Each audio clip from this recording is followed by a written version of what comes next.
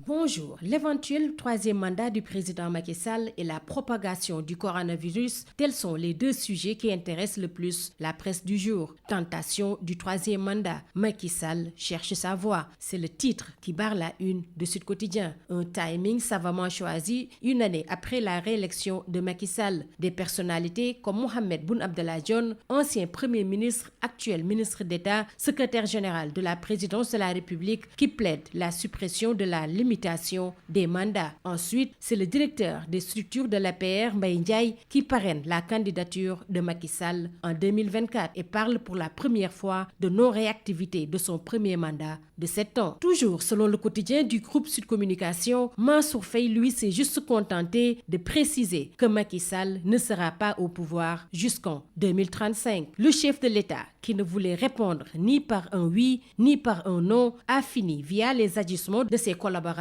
et autres sondes lancées à l'opinion par afficher ses ambitions. Il cherche juste la voie pour y arriver, souligne Sud Quotidien, qui se demande si le Sénégal est condamné à revivre son passé. Le retour du spectre, estime Enquête, qui revient sur la jurisprudence Wade. Nos confrères de l'avenue Bourguiba sont d'avis que le pétrole et le gaz sont une des raisons de la volte-face de Macky Sall. L'AS titre sur éventuel troisième mandat présidentiel, le Macky balise le terrain et l'opinion est préparée en douce. La position du pouvoir sur la question se précise de jour en jour. De couvre-feu à contre-feu, titre 24 heures. Thierno Bocoum estime que le président Sall réduit tous les jours l'épaisseur de la porte de sortie et Bakary Domingo Mané est convaincu que c'est un moyen de divertir les Sénégalais. Pour Déthié Fall dans Enquête, c'est un débat inutile et insensé, tout simplement ridicule, sous une tribune qui fait référence au mandat Illimix et troisième candidature et révèle le matraquage contre John et Mbaye Ndiaye. Le président doit obligatoirement se prononcer sur cette question pour apaiser le champ politique, affiche Direct News,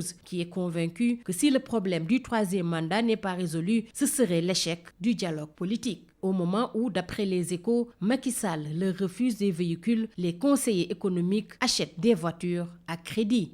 Yakham Mbaye dans Libération canarde les bavards et perturbateurs de l'APR et déclare « Macky Sall ne mérite pas ça ». Il ajoute que le président est exaspéré et outré par ses bavardages et ce cirque est conclu par ceux qui s'agitent doivent savoir que leurs commanditaires ne leur seront d'aucune aide lorsque le président va sévir, lance le directeur général du Soleil. Le Soleil, le quotidien national, titre sur simulation d'attaque terroriste au Grand Théâtre. Nouveau test réussi. Toutes les forces composant le cadre d'intervention et de coordination interministérielle des opérations de lutte antiterroriste étaient mobilisées. Un véhicule du GIGN qui revenait de cette simulation d'attaque terroriste a fait un accident impressionnant sur le boulevard Général de Gaulle, rapporte Vox Populi, qui titre sur le fourgon de la gendarmerie a failli faire un carnage. Bilan 7 blessés, dont 2 très graves et de gros dégâts matériels. Parlons à présent du coronavirus et de sa propagation éclair avec Wagram Place. La psychose s'installe. 29 nouveaux morts en Chine, 528 cas dont 14 décès en Italie et 20 nouveaux cas en France. La Umrah temporairement suspendue, le Hajj hypothéqué. Le coronavirus menace le Hajj selon Sud Quotidien. L'Arabie Saoudite suspend l'entrée des pèlerins sur son territoire. Vox Populi rassure à travers les assurances du ministre de la Santé. Le dispositif de lutte au Sénégal est au point.